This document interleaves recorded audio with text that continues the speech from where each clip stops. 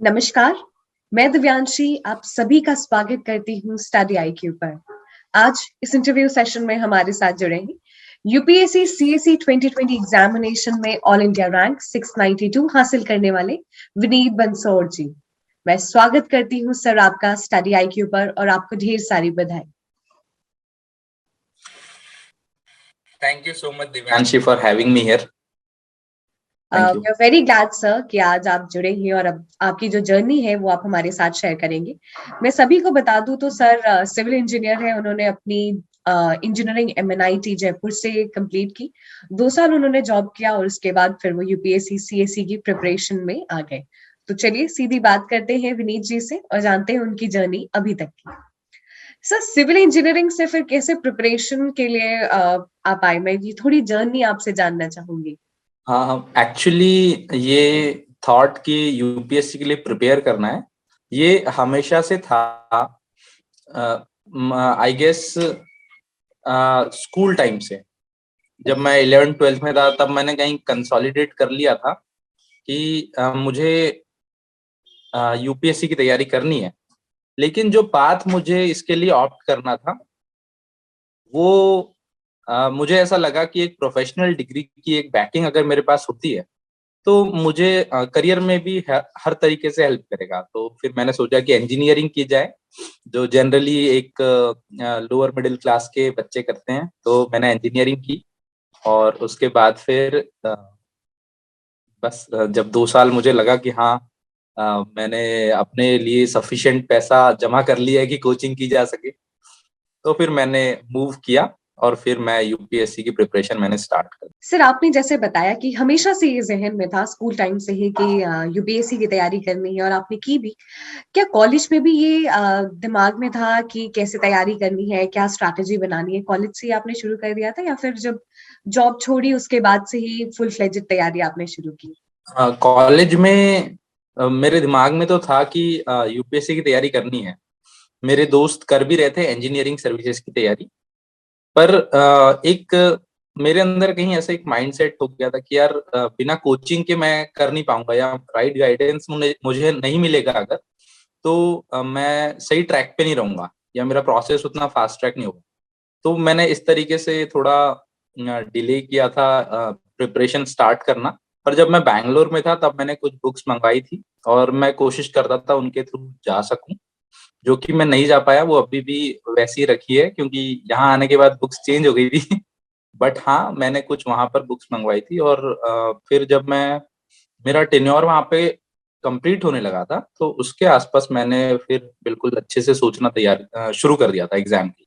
विनीत जी, बहुत सारे लोगों की मिलती जुलती जर्नी हो सकती है। स्कूल में डिसाइड किया, कॉलेज में दे कुडंट कंसंट्रेट और उसके बाद जब फाइनली हुआ कि अब तैयारी करनी है तो फिर तैयारी करना शुरू किया। तो जो आपने कैसे एग्जामिनेशन को अप्रोच किया, जो बेसिक स्टेप्स हैं वो आपने क्या लिए एग्जामिनेशन की तरफ? एग्जामिनेशन के लिए बेसिक स्टेप्स की बात की जाए तो सबसे पहले मेरी कोशिश थी कि सिलेबस को मैं समझ सकूं, और मैंने काफी सारे टॉपर्स के वीडियोस देखे शुरुआती फेज में, और मैंने जानना चाहा कि भाई उनकी क्या अप्रोच रही थी इस एग्जाम के लिए। तो मैं ये समझ पाया कि सिलेबस जो है वो की है, जो कि प्रीलिम्स में उतना एलैबोरेट नहीं होता लेकिन मेंस में काफी बढ़िया होता है। तो वहां से हमें पता चलता है कि किन सेक्शंस पे कितना फोकस करना है। और उसके बाद मैंने प्रीवियस ईयर क्वेश्चंस को देखे, चाहे वो प्रीलिम्स के हो या मेंस के हो, क्योंकि उससे आपको पता चलता है कि यूपीएससी एक्चुअली पूछना क्या चाह रहा है। तो वो चीजें मैंने की। और उसके बाद मैं जो टॉपर्स रेकमेंड करते थे या जो मेरी कोचिंग से जो मुझे हेल्प मिलती थी, तो उन सारे मटेरियल्स को मैंने रेफर किया। बिल्कुल अपने यानी लिमिटेड रिसोर्सेज का यूज किया और कोशिश ये की कि मैं जल्दी से जल्दी इस प्रोसेस को समझ पाऊं और वो एक अंडरस्टैंडिंग डेवलप कर पाऊं। क्योंकि सिर्फ रोट लर्निंग के बारे में नहीं है यूपीएससी, वो जो एक एनालिटिकल बेंट आपके अंदर आना चाहिए, वो सारी चीजें मैंने सोचा कि जल्दी से जल्दी कैदर कर पाऊं तो मुझे प्रोसेस में हेल्प हो। हम प्रोसेस की बात कर रहे हैं तो जब इंटरलिंकिंग की बात करते हैं, सिनर्जीज की बात करते हैं, तो सिलेबस और आप जो पढ़ रहे हैं उसमें एक रेजोनेंस बहुत जरूरी है। किस तरीके से हम इसको अपने पढ़ाई में इंक्लूड कर सकते हैं और सिलेबस की बेसिक अंडरस्टैंडिंग एक्चुअली क्या होती है? सिलेबस की बेसिक अंडरस्टैंडिंग की अगर हम बात करें तो बेसिक अंडरस्टैंडिंग हमें वहां से आएगी कि सबसे पहले तो हमें ये देखना है प्रीलिम्स में कौन कौन से सब्जेक्ट इंपॉर्टेंट। जैसे कभी कभी क्या होता है, हम कुछ लोगों को देखते हैं जो प्रीलिम्स के पहले वर्ल्ड हिस्ट्री पे फोकस करते हैं, या वो इंटरनल सिक्योरिटी या आईआर की तरफ ज्यादा अट्रैक्ट हो रहे हैं, ऐसे सब्जेक्ट पढ़ रहे हैं जो प्रीलिम्स में हेल्प नहीं करते। तो अब अंडरस्टैंडिंग हमें कम से कम प्रीलिम्स के सिलेबस से ये आ जाने की कि कौन से वो सब्जेक्ट है जो हमें प्रीलिम्स में हेल्प करेंगे। और हमारा प्राइमरी फोकस, जब तक हम एक बार प्रीलिम्स नहीं निकाल लेते तब तक हमारा प्राइमरी फोकस ये होना चाहिए कि हम प्रीलिम्स वाले सिलेबस पर ध्यान दें। तो ये एक प्रीलिम्स के लिए अंडरस्टैंडिंग होगी। पर जो मेंस का इलेबोरेट सिलेबस हमारे पास होता है, उससे हमें ये पता चलता है कि किस तरीके के टॉपिक्स पर यूपीएससी टच अपॉन करता है, या किस तरीके से मल्टीपल टॉपिक्स को एक साथ फ्रेम करके एक क्वेश्चन बनाता है यूपीएससी एक पर्टिकुलर सब्जेक्ट में। एक तो ये अंडरस्टैंडिंग मेंस के सिलेबस से आ गई। प्लस मेंस का सिलेबस जो होता है वो एक तरीके से पिवट होता है जिसके अराउंड हमारे नोट्स घूमते हैं, क्योंकि वहीं से हमें पता चलता है कि कौन कौन सी चीजें जिनको हमें जिनमें फोकस करना है जिन पर। और उसमें जो कोहेरेंस जब हम देखते हैं कि प्रीलिम्स में कौन सी चीज कौन से सब्जेक्ट आते हैं, तो फिर वहां से प्रीलिम्स का मटेरियल निकलता है। पर बेसिकली जो नोट्स बनते हैं मेरे हिसाब से वो मेंस के सिलेबस के अकॉर्डिंग बनते हैं। तो इस तरीके से ये दोनों सिलेबस हमें हेल्प करते हैं। बेशक प्रीलिम्स और मेंस की अगर हम जैसे अभी बात कर रहे हैं, तो जब हम न्यूज़पेपर पढ़ते हैं तो किस तरीके से समझना है कि कौन सी न्यूज प्रीलिम्स के लिए इम्पोर्टेंट है, कितने फैक्ट्स प्रीलिम्स के लिए इम्पोर्टेंट है, और वही उसका एक्सटेंडेड वर्जन कितना मेंस के लिए इम्पोर्टेंट है। आ, जैसे अगर क्या होता है शुरुआती दौर में, मुझे ऐसा लगता है कि हमें ये पता नहीं होता कि क्या पढ़ना है। मैंने जुलाई में शुरुआत की थी, तैयारी की 2019 में। तो अगस्त सितंबर तक तो मुझे पता ही नहीं था क्या पढ़ना। तो उस दौर में जनरली मेरे हिसाब से तो आपको कोई टेलीग्राम चैनल्स होते हैं जो बताते हैं आज कौन से इंपॉर्टेंट आर्टिकल्स है। वैसे कुछ चैनल्स हमें रेफर करने चाहिए। जैसे वाजीरामन रवि का चैनल है, वो रोज एक पोस्ट डालते हैं कि आज कौन कौन से आर्टिकल पढ़ने हैं हमें, द हिंदू में या इंडियन एक्सप्रेस में। तो उस तरीके से हम कोई सिलेक्टिव चैनल्स का यूज कर सकते हैं, बहुत सारे चैनल अवेलेबल है। और वो जो बता रहे हैं शुरुआती दौर में हम वो पढ़ें, तो क्योंकि हम अपना टाइम वेस्ट नहीं करेंगे, रादर हम एक्चुअली जो पढ़ना है एग्जाम के लिए उस पर ध्यान देंगे। और जब हम ग्रेजुअली प्रोग्रेस करते हैं तो हमें पता चल जाता है कि हाँ, पॉलिटी के कौन कौन से टॉपिक्स हमने कवर किए हुए हैं, उससे रेलेवेंट कौन सा इंफॉर्मेशन आ रही है। जैसे अगर जब हम पढ़ रहे थे तो उस समय कर्नाटका में डिफेक्शन हुआ था। तो जब वो न्यूज आ रही थी तो हमारे लिए ये इंपॉर्टेंट नहीं था कि कर्नाटका में डिफेक्शन हुआ है, वो जस्ट एज एन एग्जाम्पल आप कोट कर सकते हो मेंस में, लेकिन डिफेक्शन इंपॉर्टेंट था। तो अब जब भी हम डिफेक्शन के बारे में पढ़ेंगे, क्योंकि वो हमारे सिलेबस में है, तो हम उस पर थोड़ा ज्यादा एम्फेसाइज करेंगे क्योंकि वो करंट में आ रहा है। या फिर गवर्नर का रोल देख लीजिए, और जब गवर्नर का रोल पे कुछ आर्टिकल आ रहा है तो हमें ये नहीं है कि कौन से गवर्नर ने क्या काम किया, कैसे काम कर रहा है, उस पर हमें फोकस नहीं करना। रादर हमारा फोकस ये हो कि गवर्नर को हम किस तरीके से डील कर पाए as a subject, as a topic. और उसके बाद उसको हम उसमें कौन कौन सी रिकमेंडेशन है गवर्नर के रोल को इम्प्रूव करने की सेंटर स्टेट रिलेशनशिप में। तो इस तरीके से हम अपने आप को हेल्प कर सकते हैं कि कैसे न्यूज़पेपर को या करंट अफेयर से अपने सिलेबस को रिलेट कर पाना है। ये आपने बहुत ही अच्छे से समझा है कि जब भी कोई भी न्यूज पीस न्यूज़पेपर में आती है तो उसको किस तरीके से समझना है, क्या इंपॉर्टेंट है, और यूपीएससी के लिए क्या सेग्रीगेट करना है। अभी आपने जैसे गवर्नर का एग्जांपल दिया, डिफेक्शन का एग्जांपल दिया। अब मैं आगे चलती हूँ और बात करती हूँ। जैसे ये आपका पहला अटेम्प्ट था, बहुत बार ऐसा होता है कि पहला अटेम्प्ट लोग बहुत सीरियसली नहीं लेते हैं कि चलिए एग्जामिनेशन देख कर आते हैं, बट फर्स्ट अटेम्प्ट एक कहते हैं गोल्डन अटेम्प्ट होता है। तो what was the differentiating factor you feel from your journey कि आप पहले ही अटेम्प्ट में you been selected? Differentiating factor की बात की जाए तो मैं ये कहूंगा कि फर्स्ट अटेम्प्ट में मेरे लिए जो चीज काम कर गई वो सेल्फ बिलीफ थी कि मैं ये इस एग्जाम के थ्रू जा सकता हूँ, और इनफैक्ट फर्स्ट अटेम्प्ट में जा सकता हूँ। हो सकता है किसी किसी को ये बाद में आता हो, पर मैंने फर्स्ट अटेम्प्ट में ये सोच लिया था कि हाँ, इस एग्जाम के थ्रू मुझे होना है। और ऐसा नहीं था कि सेल्फ बिलीफ पहले दिन से था, नहीं, ऐसा बिल्कुल नहीं था। अगर ये मैं कहूंगा तो हिपोक्रेसी या एग्जैजरेशन होगा। मैं शुरुआती दौर में जब आया तो मैं बस प्रोसेस अंडरस्टैंड कर रहा था, पर जब 2020 में हमसे पहले वालों का रिजल्ट आया था, 4 अगस्त 2020 को रिजल्ट आया था, और वो दिन था तब जब मैंने फिर काफी सारे आप न्यूज आर्टिकल्स देखते हो, सक्सेस स्टोरीज सुनते हो, वीडियोस देखते हो, तो उसके बाद मुझे लगा कि यार नहीं, अब मेरे अंदर भी वो बिलीफ मुझे जनरेट करना है, और उस दिन से मैंने डिसाइड कर लिया था कि हाँ, अब चाहे कुछ भी हो जाए, बाय हुक और बाय क्रुक मुझे इस एग्जाम को निकालना है। तो वहां से वो सेल्फ बिलीफ आया। मैंने प्रीलिम्स के लिए अपना 120% वहां से देना शुरू कर दिया, जो पहले मैं 80-90 के आसपास हवर कर रहा था। तो वहां से मैंने 120% दिया, प्रीलिम्स के थ्रू हुआ, और उसके बाद फिर मेंस के लिए तो मैंने भाई बहुत ज्यादा डेडिकेशन से काम किया था, जितना प्रीलिम्स के लिए नहीं किया उतना मेंस के लिए किया था, एंड देन अगेन इंटरव्यू। सो वो सेल्फ बिलीफ मेरे लिए काम कर गया, और बाकी सारे फैक्टर्स तो होते ही है, पर ये एक चीज मुझे लगता है कि जो आपका खुद के अंदर कॉन्फिडेंस है वो काफी इंपॉर्टेंट है।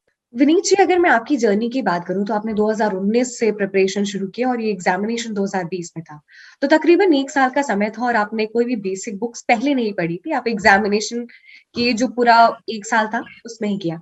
तो जिनके पास 1 साल का समय है, किस तरीके से एग्जामिनेशन को अप्रोच करना है, ये प्रॉपर 1 साल की प्लानिंग कैसे होनी चाहिए, right from basic book to your UPSC level? मुझे ऐसा लगता है कि 1 साल या 1 से 1.25 साल के आसपास जो एकदम परफेक्ट टाइम है यूपीएससी के लिए तैयार करने का। उसके बाद आप जब रिपीटेशन होता है तो लेथार्जी आती है। तो अगर इस ड्यूरेशन में आप कोई भी चाहे कैसे प्लान करें, तो शुरुआती दौर में जैसे हमने बात की कि सिलेबस की अंडरस्टैंडिंग डेवलप कर ले, और प्रीवियस ईयर क्वेश्चन का एनालिसिस करे प्रीलिम्स और मेंस के लिए, और अंडरस्टैंड करे कि किस तरीके से चीजों को रिलेट किया जाता है यहाँ पे। तो वो करें, और उसके बाद आप टॉपर्स को देखिए, सुनिए, जहां पर भी बुक लिस्ट या रिसोर्स की बात हो रही है, आप पता करिए कौन सी एनसीईआरटीज है जो एसेंशियल है। ऐसा नहीं है कि सारी एनसीईआरटीज पढ़नी है, आप वही एनसीईआरटीज पढ़ लीजिए जो वाकई में हेल्प करेगी आपको। जैसे कुछ एनसीईआरटी 6 से 12 तक अगर कोई साइंस की पढ़ने लग जाए, तो वो मुझे नहीं लगता कि अगर आप साइंस बैकग्राउंड से आते हैं तो आपको कोई हेल्प करने वाली है। या 6, 7, 8 की हिस्ट्री बोलते हैं पढ़ना चाहिए, रादर आप सीधे उन रिसोर्सेज को यूज करिए जो काम के, जैसे आर एस शर्मा हो गई, सतीश चंद्रा हो गई, डायरेक्ट आप उन पे जाइए। क्योंकि मुझे ऐसा लगता है अगर आपने 12th पास किया है तो एक आपके पास बेसिक अंडरस्टैंडिंग तो उस चीज की है जिसके थ्रू आप गए हुए हैं। आपको याद नहीं होगा कि क्या पढ़ा था, बट आप जब उसका हल्का सा एडवांस रिसोर्स भी एक्सेस करेंगे तो आपको समझ में आएगा। तो आप एनसीईआरटी की कुछ बेसिक बुक्स पढ़ लीजिए जो आपको लगता है कि एसेंशियल है बिल्कुल, और उसके बाद आप फोकस करिए उन स्टैंडर्ड बुक्स पे जो यूपीएससी के लिए आती है, या फिर जो भी कोचिंग के मटेरियल मार्केट में है जो जनरली किसी सब्जेक्ट के लिए रेफर किए जाते हैं, तो आप उनको यूज करिए। और उसके अलावा कोशिश ये होनी चाहिए कि 1 साल के दौरान शुरुआत के 6 महीने में आप प्रीलिम्स के हिसाब से पढ़ाई करें। उसके बाद 6वें से 9वें महीने के बीच में आप थोड़ा ऑप्शनल का पेपर 1 एटलीस्ट कर लें, वो काफी जरूरी होता है।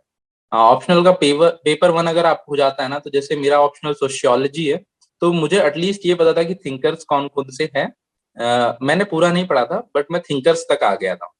तो थिंकर्स कौन कौन से हैं, और जब मैं न्यूज़पेपर पढूं तो मैं कैसे इसके लिए कुछ करंट से एक एग्जाम्पल या केस स्टडी ढूंढ पाता हूँ। तो ऑप्शनल का पेपर 1 हो जाना चाहिए 6वें से 9वें महीने के बीच में। और जब 9th to 12th मंथ में जब आप हो, तो फिर तो डेडिकेटेडली प्रीलिम्स की तैयारी होनी चाहिए। इस बीच में आप रोज एक आंसर लिख सकते हैं, अपने अपने आप को थोड़ा पॉलिश करने के लिए, क्योंकि आंसर राइटिंग भी आपको हेल्प करती है, क्योंकि वो आपकी रिकॉलिंग कैपेसिटी चेक कर रही होती है कि आप कितना रिकॉल कर पाते हैं जो आपने पढ़ा है। तो वो भी कर सकते हैं रोज, और बीच में आप जीएस के टेस्ट भी लिख सकते हैं। पर इस तरीके से अगर आप 12 मंथ में अप्रोच करें, तो मुझे लगता है आप, यानी कोई भी व्यक्ति एक बेटर रिजल्ट की तरफ बढ़ सकता है। विनीत, जब हम प्रिपरेशन करते हैं और 1 साल का समय है और आपने कोई बेसिक बुक्स भी पहले से नहीं पढ़ी है, तो सारी चीजें उन 1 साल में ही करनी है। जब ऐसा होता है तो न्यूज आर्टिकल्स पढ़ने में बहुत कई बार दिक्कत आ जाती है क्योंकि आपकी बेसिक नहीं क्लियर है, बट स्टिल आपको तो सारे सारे सब्जेक्ट्स को कवर करना ही है। तो कैसे न्यूज आर्टिकल्स को पढ़ना है when you do not have the basics right? इसमें ये किया जा सकता है या मैंने जो किया था कि मैंने 1 महीने बाद से न्यूज आर्टिकल्स पढ़ना शुरू किए थे, अगस्त में किया था। और अगस्त में भी मैं बस पढ़ लेता था। सितंबर वो टाइम था जब मैंने एक्चुअल में उनको उनका सेंस कुछ लेना शुरू किया था। तो जैसे शुरुआती दौर में मैं पॉलिटी और इकोनॉमिक्स में था, तो वो दो ऐसे सब्जेक्ट है जो जनरली करंट अफेयर्स में होते हैं। उसके अलावा आईआर होता है, पर ये दो सब्जेक्ट होते हैं जो जनरली करंट अफेयर्स में होते हैं। तो आप उन सब्जेक्ट से शुरू करें जो एक्चुअली में करंट अफेयर्स में थोड़ा ज्यादा इन्फ्लुएंस करते हैं, जैसे पॉलिटी हो गया, इकोनॉमिक्स हो गया, आईआर हो गया। कोशिश करें इनको शुरुआत में आप करने की। तो आप जब करंट अफेयर्स न्यूज़पेपर पढ़ेंगे या आर्टिकल पढ़ेंगे तो आप उनसे रिलेट कर पाएंगे। और अगर ऐसा हो रहा है कि कोई चीज नहीं आप समझ पा रहे हैं, तो आप उसको गूगल कर लीजिए। Everything is on your finger tips. वहां पे आप उसका छोटा सा कोशिश करिए, बहुत ब्रीफ में उसको कोई विकिपीडिया का डेफिनेशन हो या किसी जैसे दृष्टि आईएएस के वेबसाइट में हर चीज का आर्टिकल मिल जाता है। तो ऐसी कोई चीज आप पढ़ लीजिए जिससे आपको उसको सेंस कर पाए, उसका आर्टिकल में उस चीज का सेंस कर पाए, और आप उस तरीके से पढ़ने की कोशिश करिए। क्योंकि न्यूज क्या होती है, जनरली रेपिटेटिव होती है। तो एक दौर बाद वो वापस आ जाएगी 2-3 महीने बाद। जैसे मॉनेटरी पॉलिसी कमेटी की कोई मीटिंग हुई है, उन्होंने रेपो रेट को अभी सेम रखा हुआ है, पिछले 6 मीटिंग से सेम रखा हुआ है। तो पिछले 6 बार मतलब वो सेम न्यूज आ चुकी है और उनपे 5-5 दिन तक वही आर्टिकल चले होंगे कि क्यों उन्होंने सेम रखा हुआ है, क्या होती है एक्सपेंशनरी पॉलिसी, क्या होती है कॉन्ट्रैक्शनरी पॉलिसी, अकोमोडेटिव स्टैंस क्या है। इस तरीके से वो बार बार आते रहेगा। तो आप अल्टीमेटली उस चीज को बाद में भी पढ़ सकते हैं, पर कोशिश ये हो कि आप उसका एक ब्रीफ अंडरस्टैंडिंग ले ले और आर्टिकल से रिलेट करने की कोशिश करें। ज्यादा लेफ्ट आउट फील करने की जरूरत नहीं है कि हमें समझ नहीं आ रहा है। बहुत सारी चीजें आपको जो समझ में नहीं आती है, और यूपीएससी ऐसे एग्जाम है जहाँ 100% मार्क्स भी नहीं लाने, 45% में सिलेक्शन हो जाता है, 50%, 52% में टॉपर बन जाते हैं। बहुत ही अच्छे से आपने ये समझाया ये वाली और ये बहुत जरूरी है भी है, क्योंकि अगर किसी को न्यूज समझ में नहीं आ रही है इनिशियली, तो आप करते रहिए और गूगल करते रहिए, जैसे विनीत जी ने भी बताया, क्योंकि न्यूज तो रेपिटेटिव होती है और आपको एक स्टोरी की तरह उसको कनेक्ट करना है कुछ दिन बाद। करंट अफेयर्स की मैगजीन भी जब यू पढ़ते हैं ना, तो एक तरीके से रिविजन हो जाता है उस चीज का, और एक इलैबोरेट अंडरस्टैंडिंग भी आती है। विनीत जी, किस तरीके से Study IQ has been part of your journey? Study IQ मैंने बहुत ज्यादा वैसे रेफर नहीं किया। मुझे लगता है कुछ जैसे कहीं किसी टॉपिक में मुझे डिफिकल्टी है, तो मैंने कभी कुछ चीजें देखने की कोशिश की है। प्लस टॉपर्स के इंटरव्यू मैंने स्टडी आईक्यू की वेबसाइट में देखे हैं, यूट्यूब चैनल में देखे हैं। विनीत जी, आपने बहुत सारे टॉपर्स के वीडियो देखकर अपनी स्ट्रैटेजी कंसोलिडेट की थी और आज आपको बहुत सारे लोग देख रहे हैं। Some final tips from being an aspirant to topper yourself and now inspiring a lot of people. उनके लिए कुछ टिप्स? जो भी बंदा या बंदी, जो भी व्यक्ति इस प्रोसेस में आ रहा है, आई वुड से कि आप अपने अंदर सेल्फ बिलीफ रखिए, और आप ये मानिए कि अगर आप यहाँ आए हैं तो आप इस एग्जाम को निकालने आए हैं। एक कंसिस्टेंट एफर्ट के बिना ये एग्जाम नहीं निकलती, और ये एग्जाम काफी टोल टेकिंग भी है। आपकी लाइफ में एक मेजर टोल ले सकती है एग्जाम। तो आप इस एग्जाम को काफी अपने आप से अटैच मत कर लीजिए कि आपका ईगो इससे अटैच हो जाए, कि आपका एग्जिस्टेंस इससे अटैच हो जाए। ऐसा नहीं है। ये जस्ट एन एग्जाम है, जस्ट अनदर एग्जाम है। आप लोगों को ये लग रहा होगा कि हाँ मैं सिलेक्टेड हूँ, आई एम ए टॉपर, तो आई एम सेइंग दिस। हाँ, मैं ये इसीलिए कह रहा हूँ, बट ये ट्रुथ भी है। जो सारे लोग हर साल उस लाइन के दूसरी तरफ जाते हैं, उन्हें रियलाइज होता है कि उन्होंने अपने लाइफ के कितने इंपॉर्टेंट ईयर्स इस एग्जाम को दिए हैं। और जब बहुत ज्यादा लंबा समय हो जाता है, तो कई बार लोगों को हम ये कहते देखते हैं कि ये उतना भी वर्थ नहीं था। तो it is just another exam. आप इसको अपनी लाइफ से मत जोड़िए। लाइफ ऑल टुगेदर एक डिफरेंट थिंग है जहां आपको अल्टीमेटली विन करना है। इस एग्जाम में सक्सेस और failure does not define what you are. Life में आप अपने आप को एक कैसा व्यक्ति बनाते हैं, कैसे आप सोसाइटी के लिए कंट्रीब्यूट करते हैं, वो सारी चीजें अल्टीमेटली आपको डिसाइड आप क्या है उसको डिसाइड करेगी।